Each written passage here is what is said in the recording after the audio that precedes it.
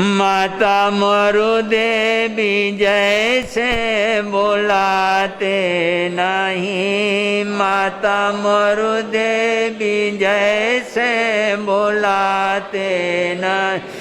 चंदना जैसी दृढ़ता दिखाते चले, चंदना जैसी दृढ़ता दिखाते चले। सिद्धारंत में मन रमाते सिद्धारंत में मन रमाते भक्त आएगा ऐसा कभी न कभी, भक्त आएगा मोक्ष जाएंगे हम भी कभी न कभी, मोक्ष जाएंगे ऐसा विश्वास दिल में जमाते चले, ऐसा विश्वास दिल में सिद्धारंत में मन रमाते चले, सिद्धारंत में मन रमाते चले। समादरणीय मंडल, समादरणीय महासतियाँ जी महाराज साहब, उत्तर भारतीय प्रवर्तिनी महासती सुधा जी महाराज साहब, पंजाब वीरंगना महासती किरण जी महाराज साहब आदि साध्वी वृंद, उपस्थित धर्मानुरागी महानुभावों, सुशीला माताओं एवं बहनों, सर्वप्रथम अनंत अनंत आस्था की आयाम शासन के महाप्राण श्रमण भगवान महावीर स्वामी के पावन चरणारविंद में आचार्य भगवान, उपाध्याय भगवान एवं आराध्य गुरुदेवों के श्री चरणों में कोटि से वंदन करने के पश्चात आप और हम सब कितने सौभाग्यशाली हैं। हमें मानव का चोला मिला, आर्य देश मिला, आर्य परिवार मिला, जिनेन्द्र परमात्मा की वाणी सुनने पढ़ने का सौभाग्य प्राप्त हुआ। लगभग 8 अरब की आबादी वाले विश्व में माने जिनेन्द्र परमात्मा की वाणी के संपर्क में आने का सौभाग्य कितने लोगों को प्राप्त होता है। England, America, German, Japan, Russia, China, Arab country आदि आदि उन देशों में जन्म लेने वाले, बढ़ने वाले लोग, उन लोगों को जिनेन्द्र परमात्मा, वितराग तीर्थंकर परमात्मा की वाणी सुनने का, पढ़ने का और जो उसमें श्रद्धा जगा कर के आगे बढ़ने का मौका कहाँ।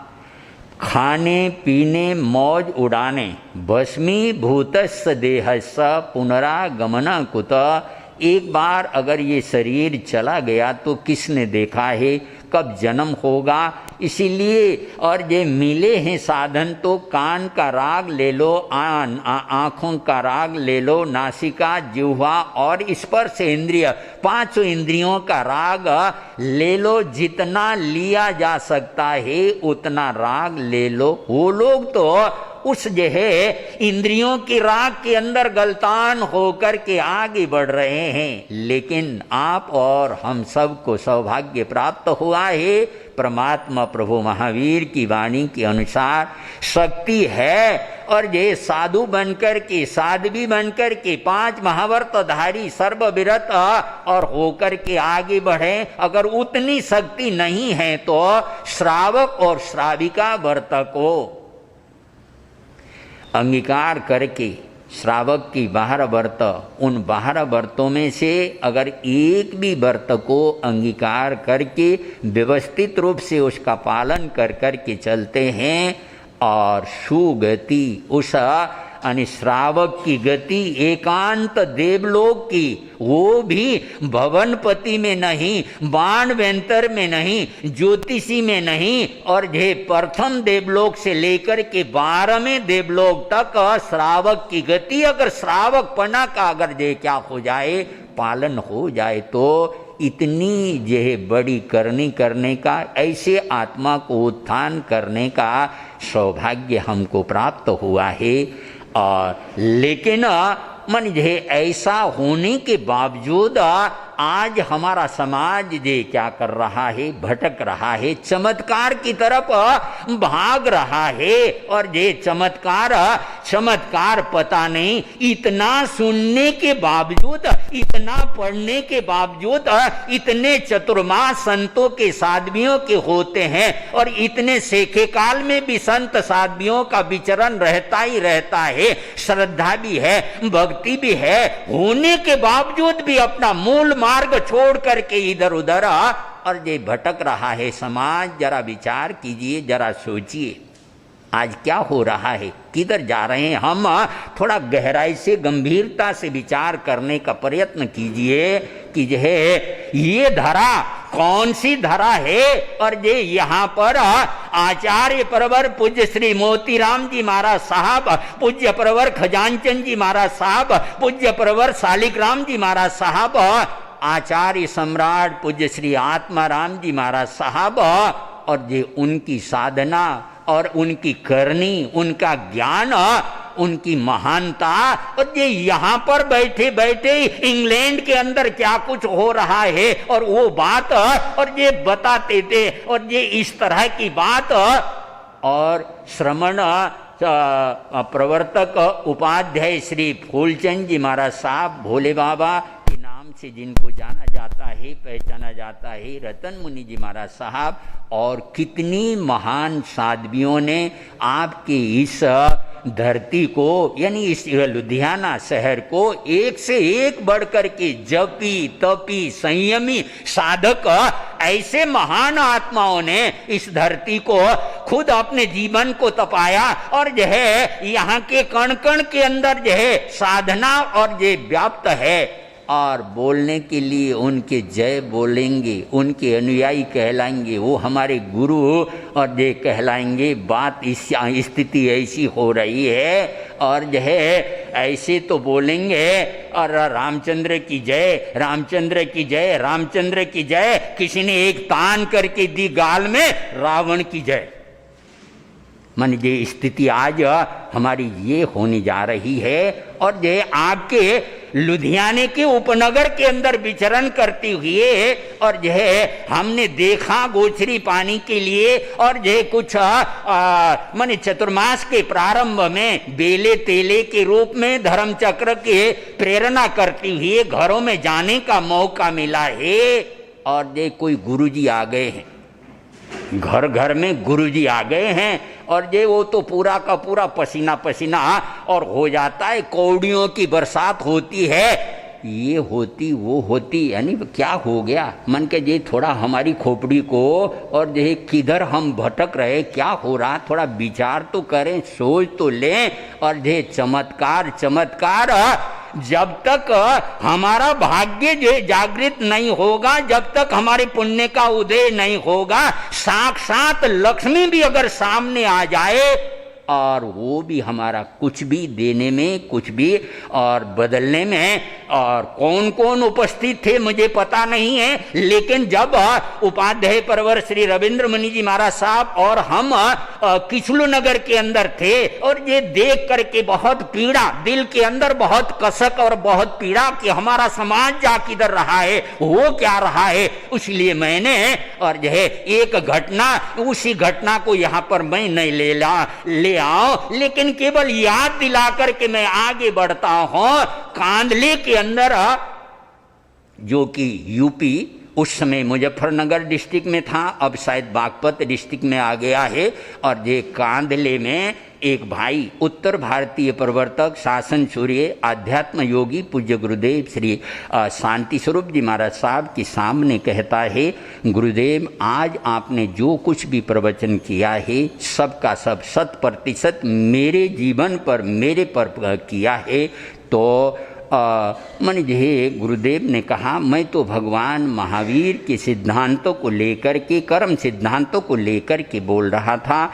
और जे अगर ऐसी बात है तो बोलो तुम्हारे साथ क्या बात है। तो वो भाई बतलाता है कि और बेटा बड़ा हो गया, काम संभालने में योग्य हो गया, बेटा संभालो काम। और जे मैं अपने धर्म ध्यान में, सामायिक संवर में और व्रत बचखान में, सुबह प्रार्थना और संतों के व्याख्यान वाणी और ये अधिक से अधिक मैं अपनी आत्मा की आराधना में लगता हूँ। इस तरह से बेटे को काम सौंप करके मैं धर्म ध्यान में लग गया। और ये ठीक है, बहुत तगड़ी तरह से भी दुकान नहीं, लेकिन किसी के आगे हाथ फैलाने की भी ज़रूरत नहीं, आराम से अपना गुजर बसर हो रहा था। बच्चा करा बेटा काम धंधा संभाल रहा था, लेकिन अचानक और ये बीमार हो गया और चल बसा। बेटा चल बसा और ये मेरे सामने संकट आ गई। और ये दुकान मुझे देखना है, किससे कितना लेना है, किसको कितना देना है,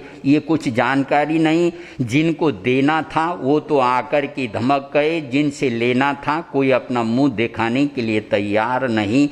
इधर पोती बड़ी हो गई है, उसकी शादी का प्रकरण, लेकिन अपने पास में कुछ भी नहीं है। और उस समय मनोहर लाल जी महाराज, आज से कोई 90 साल पहले की बात, और यह कोई मनोहर लाल जी महाराज वहाँ पर पधारे हुए थे। तो उनके चरणों में जाकर के मैंने उनके चरण पकड़ लिए। और ये मैं बहुत परिस्थिति, नाजुक स्थिति से गुजर रहा हूँ, कुछ कृपा करो। और उन्होंने कहा, अभी तुम्हारा अंतराय बहुत ज़बरदस्त उदय में आया हुआ है, इसलिए धर्म ध्यान करो, अंतराय को तोड़ने का प्रयत्न करो। मैं नहीं माना। वो भाई सुना रहा है उत्तर भारतीय प्रवर्तक शांति स्वरूप जी महाराज साहब को। तो और यह मैं उनके चरण पकड़ करके उनके पीछे ही पड़ा। तो उन्होंने कहा, अच्छा छोड़, पैर छोड़। उन्होंने एक मंत्र लिख कर के दिया, इस मंत्र का तुमने जाप करना है, 21 दिन तक लगातार एकासना करनी है, ब्रह्मचर्य व्रत की साधना के साथ इस मंत्र का इतना जाप करना है। और ये जाप जैसा गुरु ने निर्देश किया उसी तरह से जाप चलता रहा। 21वें दिन गुरु ने जो है मन सावधान किया, घबराना नहीं, आज कुछ घटना घट सकती है। रात्रि को 12 बजे मैं जाप में बैठा हुआ था, आकाश मंडल से मैं देखता हूँ और यह चम चम चम चम चमाती हुई अद्वितीय प्रकाश को छिड़कती हुई एक देवी जे क्या हो गई, सामने आ गई, प्रकट हो गई आशीर्वादात्मक मुद्रा में। ऐसी जे उनके चेहरे से या उनके शरीर से ऐसे चमक, आंखें भी चुंधिया रही थी, मैं देख भी नहीं पा रहा था। ऐसे चमक के साथ देवी सामने खड़ी हो गई। भगत किस लिए याद किया? तो मैंने कहा, देवी माता, मैं लालच में आकर के मोहरों की बरसात कर दो या मैं करोड़पति हो जाऊं, अरबपति हो जाऊं, ऐसी कुछ मेरी कामना नहीं है। पोती की शादी होनी है और 500 रुपया, ये आज से 90 या 100 साल पहले की बात, उस समय आराम से मीडियम परिवार में काम हो जाता। 500 रुपया मुझे मिल जाए तो उस समय वो कहती है, देवी मैं धन की देवी लक्ष्मी के नाम से मैं जानी जाती हूँ, मेरे हाथ में इतनी ताकत है, मोहरों की वर्षा कर करके हिमालय पर्वत जितने सोने की ढेर मैं लगा सकती हूँ। लेकिन तेरे गुरु ने पहले ही तुझे चेतावनी दिया था कि जो है अंतराय कर्म का उदय है और उस आधार पर अभी कुछ नहीं हो सकता। लेकिन तुमने माना नहीं, आग्रह किया, उस आधार पर गुरु ने मंत्र दिया और यह मैं मोहरों की ढेरी लगा सकती हूँ, लेकिन तुम्हारे हाथ पड़ते ही वो मोहरें मिट्टी के रूप में परिवर्तित हो जाएंगे। अभी इतना विशाल विस्तृत समय नहीं है मैं उसका विस्तृत रूप में विवेचन करने की तरफ चलूं, लेकिन मान लीजिए ऐसा जब किस्मत साथ दे रहा हो, सब कुछ होता ही, किस्मत साथ नहीं दे रहा हो, तो ऐसे सैकड़ों उदाहरण इतिहास में, साहित्य में, आगम में भी ऐसे उदाहरण पढ़ने में, सुनने में आते हैं। तो मान लीजिए मैं कुछ भी देने में समर्थ नहीं। देवी मैया 21 दिन की मैंने आराधना की है और उपासना की, मेरे इस आराधना का कुछ फल नहीं मिलेगा। तो और ये देवी कहती है, अरे बड़े बड़े साधक माला घुमाते रहते हैं और ये तपस्या करते रहते, कहीं कोई च प्रकाश और ये नज़र आ जाए लेकिन कुछ मिलता नहीं। मैं तो तुम्हारे सामने जो है धन की देवी लक्ष्मी तुम्हारे सामने खड़ी हो रही हूँ, बोलो कितने देर तक मैं खड़ी हूँ, लेकिन तुम्हारे भाग्य को, तुम्हारी किस्मत को बदलने की ताकत मेरे पास नहीं है। मैं और ये तुम्हें कुछ भी दे नहीं सकती हूँ। बोलो मैं कब तक यहाँ खड़ी रहूँ? अच्छा देवी मैया कृपा दृष्टि रखिएगा। मैंने प्रणाम किया और देवी वहाँ से अदृश्य अंतर ध्यान हो गई और मैं गुरु के चरणों में पहुँचा और ये गुरु ने पूछा, आज तो छप्पर फट गया होगा, बहुत कुछ। मैं जार जार होकर के गुरु चरणों में रोने शुरू कर दिया कि ये है साक्षात लक्ष्मी और ये धन की देवी लक्ष्मी आने के बावजूद भी मेरा अंतराय ऐसा, और ये मैंने उस आधार पर कुछ भी मिल नहीं पाया। भाइयों बहनों, मैं कपोल कल्पित घटना मैं नहीं बता रहा हूँ। जो यथा तथ्य घटना जिस भाई के साथ हुई थी, उस भाई ने उत्तर भारतीय प्रवर्तक अध्यात्म योगी शासन सूर्य पूज्य गुरुदेव श्री शांति स्वरूप जी महाराज साहब को और ये बतलाया था।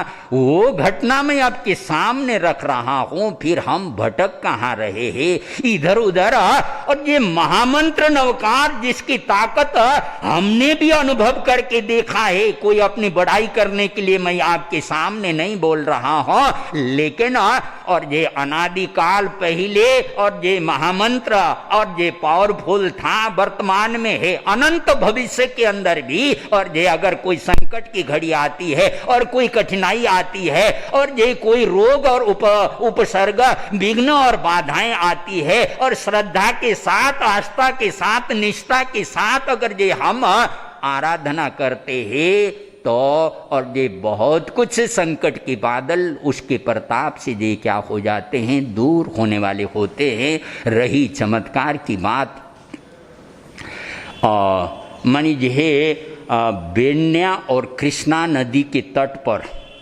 इतिहास की बात मैं आपके सामने ला रहा हूँ।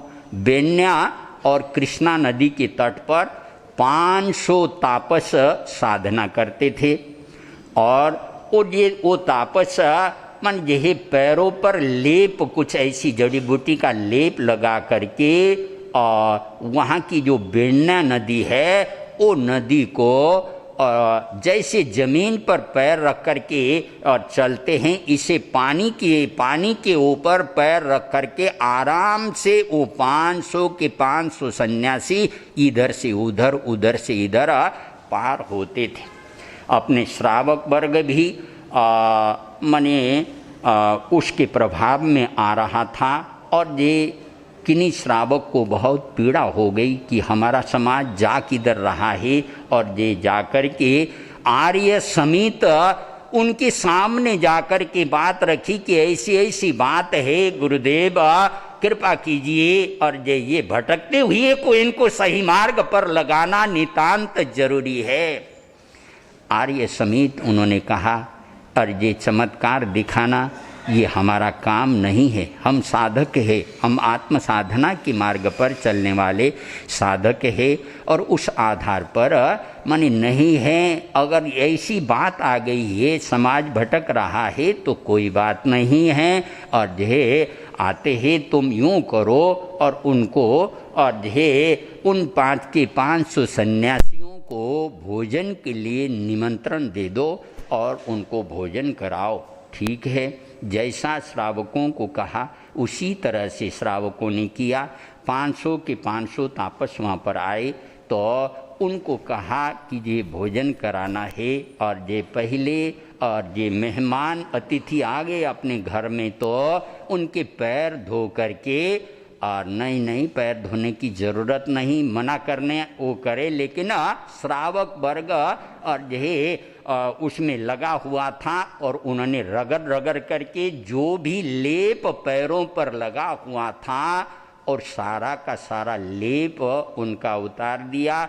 सैकड़ों की तादाद में, हो सकता है 1000 की तादाद में लोग वहाँ पर उपस्थित हो रहे थे। भोजन वगैरह हो गया और उसके बाद अब बेन्या नदी को पार करके जाना था, और आर्य समेत वो भी वहाँ पर उपस्थित थे। वो भी बेन्या नदी की तट पर पहुँच गए थे, और जब पार तो होना ही है, जब चलने लगे तो पैर नीचे डूबने लग गए, और परिस्थिति को देखा और आर्य समेत उन्होंने बेन्या नदी को संबोधित कर करके कहा, बेन्या, और ये संतों ने पार जाना है, रास्ता दे दो।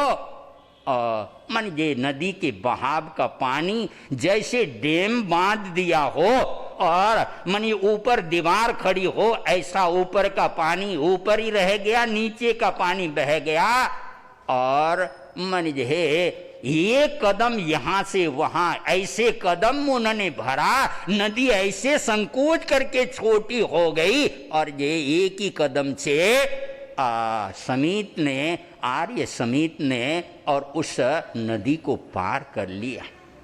उन सन्यासियों ने देखा, गजब है, गजब है, हम तो भूल में थे, भटक में थे, इनकी ताकत, इनकी शक्ति, और ये नदी, और उनके कहने से ये क्या हो जाए, नदी रास्ता देने लग जाए।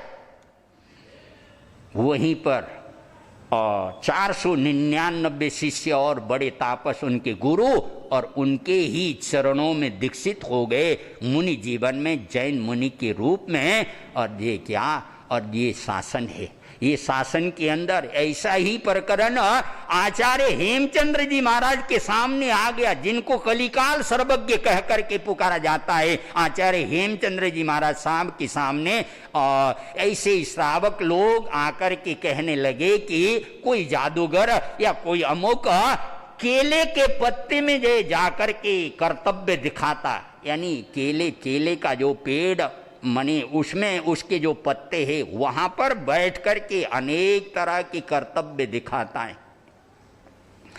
आचार्य हेमचंद्र जी महाराज ने कहा, भाई जादूगर ऐसे ऐसे जादू जानते हैं, और आज ये 21वीं शताब्दी की भी बात, और ये क्या हो जाए, ताजमहल को भी, और ये हजारों लोगों के सामने ताजमहल जैसा बिल्डिंग उसको गायब करके दिखा दे, और पता नहीं क्या क्या ऐसे ऐसे जादूगरी जे क्या दिखा सकते हैं जादूगर। ये हमारा विषय नहीं है, और ये ठीक है अगर तुम्हारा ऐसा है तो, और ये ठीक है। प्रवचन सभा में हजारों की तादाद में लोग उपस्थित होते हैं, तो पहले श्रावकों को इशारा कर दिया कि यह तुम एक माने छोटे लगभग 1 बालिश के करीब कद वाला या 1.5 बालिश के ऐसे एक पार्टी पर दूसरा पाटा, दूसरे पाटे के ऊपर तीसरा पाटा, तीसरे पाटे के ऊपर चौथा पाटा, ऐसे 8 पाटे तुम ये क्या कर दो, लगा दो, मैं उस पे बैठ करके और ये प्रवचन दूंगा।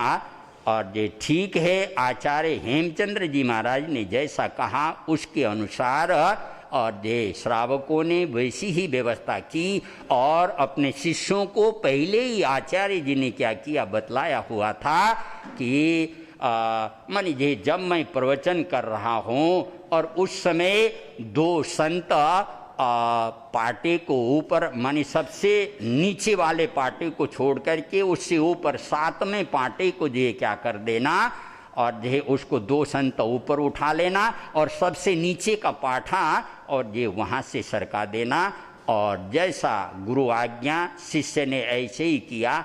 एक पाटा, दो पाटा, तीन पाटा, 8वें पाटे में आचार्य हेमचंद्र जी महाराज साहब विराजमान थे और गुरु आज्ञा के अनुसार और ये उस पाटे को भी शिष्यों ने ये क्या किया, मन ये हटा दिया और वही अधर्म ही और वैसे वैक्रिय शरीर को धारण करने वाले जो देवी और देवता है उनके पैर जमीन में नहीं लगते हैं। इसी तरह से ऊपरी अधर्म ही रह करके वो प्रवचन देते रहे। देखने वाले दांतों तले अंगुली दबा करके आचार्य हेमचंद्र सूरी जी और ऐसे बहुत सारे प्रकरण है। इसीलिए हम भटके नहीं और यह और अपना यह मूल सिद्धांत मूल असूल उसको लेकर के जिन गुरुओं को मानते हैं, जिन गुरुओं की अपरंपार कृपा है और यह उन गुरुओं के निर्देशन के अनुसार क्या कमी है हमारे पास में। मन हींग लगे न फिटकरी, रंग आबे चोखा, कुछ करने धरने की जरूरत नहीं है। और ये कोई अगर सचमुच में क्या चमत्कार हुआ है और ये क्या मिला, पर जो सामान्य मीडियम परिवार वाले थे वो गुरुजी की कृपा से वो करोड़पति बन गए। तो कोई है तो जरा हाथ खड़ा करके बताइए कौन बन गया करोड़पति।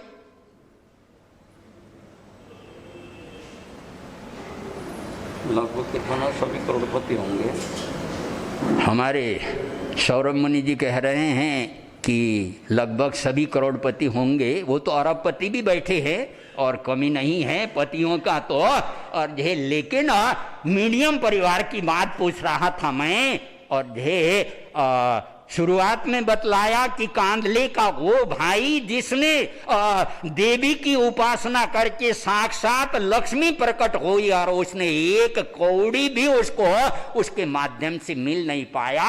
अंतराय कर्म जब उदय में हो और ये उस समय कोई किसी का छप्पर फाड़ने में, कोई किसको देने में समर्थ हो नहीं सकता है। तो हम भटके नहीं, हम सही मार्ग पर परमात्मा की वाणी। और दूसरी बात, एक आदमी पुलिस वाले को खुश करने में लगा हुआ, उसकी चिचोरी जी हजूरी उसको करने लग रहा है। हालाजी का क्या नाम, अनिल भाई। पुलिस वाला खुश हो गया तो क्या दे देगा? हाँ जी, डंडे कम मारेगा, डंडे कम मारेगा। हमारे उत्तम जी महाराज, अच्छी बात। अच्छा, और एक आदमी दरोगा को खुश करने लगा हुआ। दरोगा क्या देगा? उससे दर्जा थोड़ा बड़ा है और कुछ और उसकी अपेक्षा, पुलिस वाले की अपेक्षा कुछ और दे देगा। और एक आदमी डिस्ट्रिक्ट मजिस्ट्रेट उसको खुश करने में लगा हुआ है, उसकी चिचोरी जी हजूरी वो करने में लगा हुआ है। और वो क्या दे देगा? पुलिस वाले और दरोगा वाले से तो कुछ और अधिक दे देगा अगर खुश हो गया उसको तो। और ये हो सकता कुछ नौकरी वगैरह दे दे, या हो सकता कोई उसका काम निकाल दे और ये कोई अटका हुआ काम हो वो करके दे दे और वो कर देगा। और ये कोई आदमी चीफ मिनिस्टर यानी कि मुख्यमंत्री को खुश करने में लगा हुआ है। मुख्यमंत्री तो बहुत कुछ दे सकता है, इनके उसके हाथ में तो बहुत बड़ी ताकत है। और मुख्यमंत्री को छोड़कर के केंद्रीय मिनिस्टर तक पहुंच गया और ये गृह मंत्री के यहाँ पर पहुंच गया। और गृह मंत्री को खुश करने के लिए हर तरह से और ये लगा हुआ। गृह मंत्री अगर खुश हो जाए तो अब ये हिसाब आप लगा लेना, मैं हिसाब की तरफ न चलूं। और कोई आदमी प्रधानमंत्री या राष्ट्रपति जिस देश में जिसका शासन चलता है उनको खुश करने में लगा हुआ, अगर वो खुश हो जाए तो ये उदाहरण और वो वितराग परमात्मा की या नवकार मंत्र के लिए आशा तो न हो सकती है। मैं तो अपनी छोटी बुद्धि से स्वल्प उसके आधार पर आपको समझा रहा हूँ। और ये जिसको महामंत्र कह करके पुकारा है नवकार मंत्र, और उसके सामने और ये कोई मंत्र और ये ओम नमो शिवाय, ओम नमो हनुमानाय, ओम नमो पार्श्वनाथाय, ओम नमो महावीराय, ओम नमो गणेशाय आदि आदि जो बोला जाता है, वहाँ पर तो केवल एक ही ओम नमो रामाय, ओम नमो शिवाय, राम को याद किया, शिव को याद किया, गणेश को याद किया, या लक्ष्मी को याद किया, या पार्श्वनाथ को याद किया, या महावीर को याद किया।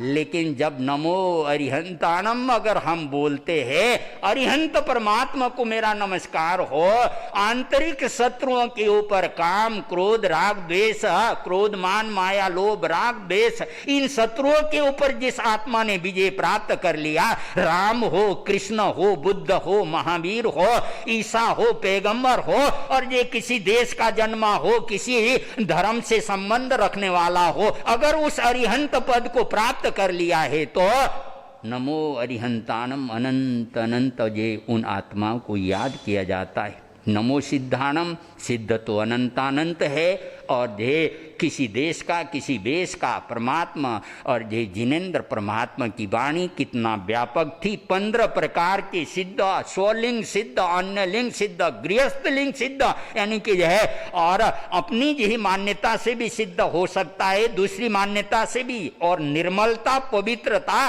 और संभाव इतनी आ जाए वहां से भी सिद्ध हो सकता है। गृहस्थ जीवन में रहते हुए भी आत्म सिद्ध हो सकती है। तो इतना व्यापक धर्म, नमो आयरियानम, इसी तरह से नमो उपध्यायनम, नमो लोए सब साहुनम, संसार के सभी संतों को मेरा नमस्कार हो। और ये केवल वेश को बदलने से नहीं, बाना बदले 100 बार, बाण को बदले तो बेड़ा ही पार। केवल कपड़े बदलने मात्र से कोई साधु नहीं होता है, चाहे वो सफेद कपड़ा पहनता हो, चाहे गेरुए कपड़ा पहनता हो, चाहे नग्न रहता हो, चाहे बलकल यानी कि पेड़ की खाल का वस्त्र पहनकर के ये साधना करता हो, ये बाहर के वस्त्रों का कोई मायना नहीं है। और ये आत्मा अगर निर्मल हो गई, आत्मा में जर जोरू और जमीन, जर कहते पैसा, पैसे पैसे के लिए भाई भाई के गले पर खंजर आजकल भरे हुए होते हैं पेपर। आज यहाँ ये घटना घटी, वहाँ वो घटना, इसने इसको मारा, उसने उसको मारा, और जो है एक माचिस की डिबिया के पीछे जिंदगी को कत्ल करने का ऐसा भी आता है पैसे के लिए। और जर जोरू नारी के पीछे कैसे कैसे घमासान हुए और क्या क्या चलते, मैं उसको विषय लंबा न करूं। और ये और जमीन, और 2 भाई है, दोनों भाइयों में समय आने पर बंटवारा हो गया। ये जैसे रेखा खींची है, खींची मतलब ये 2 टेल्स है, उनके बीच में ये रेखा, अगर उसमें से एक अंगुल भी एक भाई इधर आ गया तो कौन मेरी जमीन पर, मेरी धरती पर जब कब्जा करने वाला, और इधर वाला उधर जाए तो भाई भाई में कोर्ट और ये वकील वो कर कर के उनकी जेब भरने में, और ये भाई भाई में बोल चाल बंद, एक ही माँ की कुक्षी में रहे, एक ही माँ के स्तन का पान करके जीवन को आगे बढ़ाया। और जो है ये धरती अनादिकाल पहले थी, आज है, और अनंत भविष्य में भी ये धरती रहेगी। ठीक है, परिवर्तन जरूर आएगा पुद्गल में, लेकिन धरती तो थी है, रहेगी। और यहाँ पर चक्रवर्ती आए, और ये 84 लाख पूर्व की उम्र वाले भरत चक्रवर्ती ने भी यहाँ पर आकर के राज्य किया है। और ऐसे अनंत चक्रवर्ती होकर की धरती से चले गए, लेकिन कौन किसका, लेकिन ये कर क्या रहे हैं। और ये भाई भाई में इतनी से उसके पीछे, और लेकिन ये न समझ के, तो जिन्होंने जड़ जोरो जमीन, जो झगड़े के जड़ 3 हैं, और ये जिन्होंने ये जड़ जोरो जमीन को छोड़ करके साधना पर चल पड़े हैं, और अहिंसा, सत्य, अचौर्य, ब्रह्मचर्य, अपरिग्रह महाव्रत को धारण करके उसका निष्ठापूर्वक, श्रद्धापूर्वक, आस्था के साथ तमेव सत्सम निस्संकम जम जिनेय पवय्यम, जो परमात्मा ने कहा वो सत्य था, सत्य है। और ये अनंत भविष्य के अंदर भी परमात्मा की वाणी सत्य रहेगी। हमारी पहुंच वहाँ तक हो पा रही या नहीं हो पा रही है, लेकिन और यह मन यह परमात्मा की वाणी सत्य है, ऐसी आस्था, ऐसी निष्ठा, और यह और उसके साथ हमें आगे बढ़ना है, भटकना नहीं है थोड़ा सा। और ये जब खिचलू नगर के उस प्रवचन में मैंने छोड़ा समाज को ललकारा था, और ये एक नौजवान जो कि उस व्याख्यान में बैठा हुआ था, और ये वो बात उसको लग गई। और ये उसके बाद वो 2-4 घंटे के बाद और ये मेरे पास आया और ये कहने लगा कि महाराज वाकई ही हम तो भटक गए थे। मैंने तो वो तस्वीर ही उतार करके एक तरफ रख दिया, ठीक है मैं किसी को दे दूंगा, लेकिन उस जगह पर और यह मैंने नवकार मंत्र का बड़ा फ्रेम ले जा करके वहाँ पर लगाया। मैं अपनी तरफ से नहीं बोल रहा हूँ, जिस युवक ने, मैं नाम यहाँ नहीं लूँगा, और ये वो उसके साथ घटी हुई घटना उसने आकर के मेरे साथ ये बोला। और ये भाइयों बहनों, और ये भटको नहीं, और महामंत्र नवकार है, लोगस्य है, नमोत्थुनम है, उपसर्ग हरि स्तोत्र है, और यह 65 यंत्र है। और मानी दादा गुरुदेव प्रवर्तक श्री शांति स्वरूप जी महाराज साहब फरमाए करते थे, शास्त्र की एक एक गाथा, एक एक सूत्र यंत्र है, मंत्र है, तंत्र है, चरण कना करुणा योग, द्रव्यानुयोग, धर्म कथा अनुयोग, और यह 4 अनुयोग, और यह इसमें क्या नहीं, श्रद्धा चाहिए, विश्वास चाहिए, आस्था चाहिए। हमें भटकाव की तरफ नहीं जाना है, मजबूती के साथ अपने जो है और यह अभी की बात, सिविल लाइन में हम थे, प्रवचन 10 बजे पूरा हो गया, और वहाँ पर कोई बाबा का मन कोई जाप था वहाँ पर 1 घंटे का। तो भाई लोग बहनें मन ये वहाँ पर उपस्थित हो गए। हम ऊपर गैलरी में बैठे हुए थे, नीचे देखा मन यह, और सारे की सारे सिर बांध करके, भाई लोग रुमाल लेकर के सिर बांध करके, मनी जी है, अब हमारे यहाँ पर बुरा मत मानना, मनी जी हमारी मस्जिद में जाना है और बिना टोपी के, भाई लोग मस्जिद में जाना है खुले सिर, वो कतई किसी भी हालात में अंदर जा नहीं सकेंगे, चाहे अमेरिका का राष्ट्रपति भी क्यों ना आए। अगर जे स्वर्ण मंदिर या किसी मनी जे गुरुद्वारे में अगर जाना हो, मनी जे चाहे रुमाल से बांधे, चाहे वहीं उपलब्ध उनके ये पल्ला ले ले, सिर को ढके बगैर। आखिर इतनी जिंदगी हो गई, किस किस की कितनी उम्र हो गई, कितने संतों को सुना, हमने पाया क्या है, हमारे जीवन में बदलाव आया क्या है, मोड़ क्या हुआ। क्या हम एक मोमबत्ती नहीं पहन सकते अपनी जो है मान्यता के अनुसार, और जो है और उसमें माने संबर द्रव्य से 5 आश्रम का सेवन का पचखान, क्षेत्र से जिस जगह पर हैं उतनी जगह का प्रमाण, काल से 10 मिनट 15 मिनट 20 मिनट, आधा घंटा, पौना घंटा, कितने देर तक मेरी स्थिरता रहेगी, और द्रव्य क्षेत्र काल भाव से उपयोग सहित गुण से निर्जरा का हेतु, जब तक 5 नवकार मंत्र नहीं पढ़ूंगा तब तक के लिए संबर बहुत सारे आने वाले पापों का जो है क्या हो जाता है संबर लेने से, और जो है और उसका निरोध होता है। तो भाइयों बहनों हमारी बात को बुरा मत मानिएगा, और जो है अगर हम नहीं कहेंगे और जब भटकते हुए समाज को अगर हम सजग कर कर के प्रेरणा नहीं करेंगे तो फिर कौन करेगा। उस आधार पर अगले दूसरे मंच में कहीं भी, और ये आपके जेब में ये क्या होनी चाहिए, मुखबस्त्री का होनी चाहिए, और ये और कुछ अगर सामायिक नहीं कर सकते तो मुंहपत्ती लगा करके, तो वो तीर्थंकर, वो बीतराग परमात्मा ने, और ये आदिनाथ भगवान इस अपसर्पणी काल के हिसाब से आदिनाथ भगवान से लेकर के मुंहपत्ती मानी 2020 और 21 के अंदर तो तिस्मार खां दुनिया के बड़े से बड़े, उनको भी मुंहपत्ती नहीं नाकपत्ती भी पहना दिया था, मास्क। और बहुत सारे पेपरों में भी और ये बहुत सारे मंचों में भी बड़े बड़े लोग कहते हैं, और ये कोरोना ने तो सारों को जैन बना दिया, सबको मुंहपत्ती पहना दिया।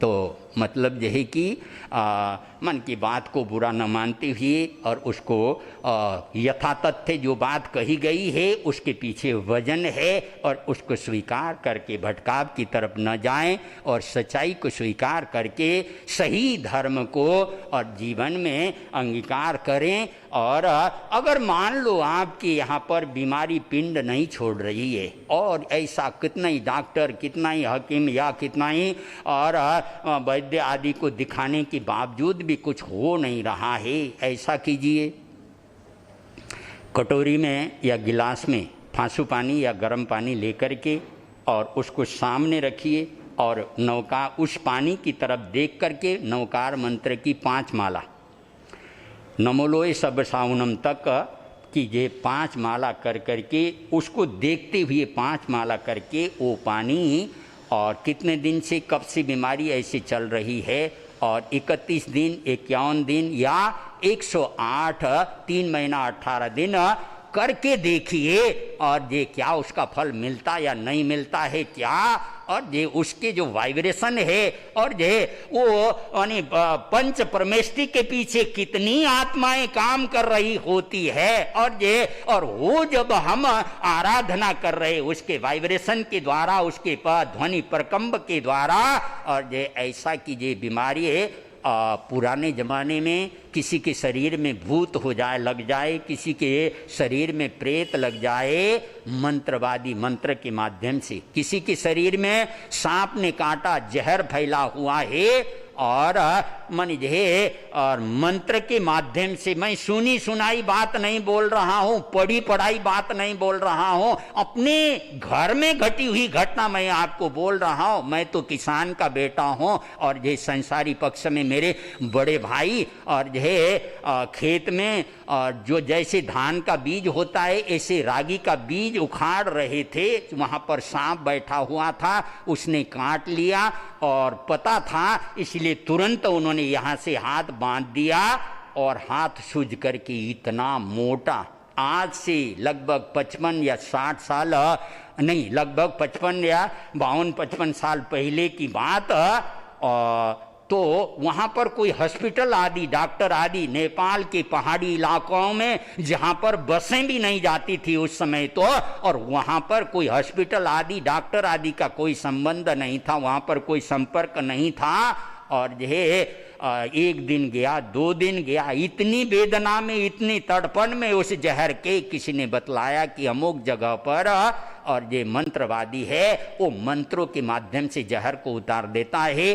तो संसारी पक्ष के बड़े भाई वहाँ पर चले गए, 2 दिन वहाँ पर रहे, वो मंत्रवादी मंत्र को झाड़ करता रहा, और ये तीसरे दिन जब लौट कर के आए, बिल्कुल मामूली सामान्य सा सूजन हाथ में बचा था, और सारा का सारा सूजन, अरे ये तो बाहर का जहर है, आत्मा में कर्मों का जहर भी परमात्मा की वाणी को ये पढ़ते पढ़ते, या वाणी के प्रति श्रद्धा अगर आस्था मजबूत अगर हो तो, और यह हमारे कर्मों के दल अनंत दल आत्मा से ये कर्म निर्जरित होने वाले बनेंगे, और उस आधार पर और ये हम मजबूती से चलें, भटकाव की तरफ न बढ़ें, और अपनी श्रद्धा और निष्ठा को मजबूत बना करके चले तो आनंद रहेगा, मंगल रहेगा, सुख शांति रहेगी। सभी भाई बहनें 5-5 नौकार का उच्चारण करेंगे, लेकिन कोई भी खुले मुंह से नहीं बोलेगा।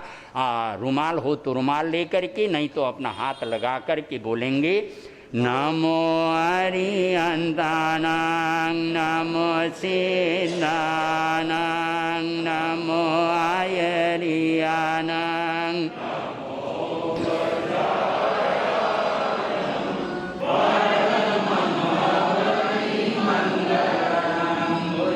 पंच परमेष्टि भगवान शासनपति श्रवण भगवान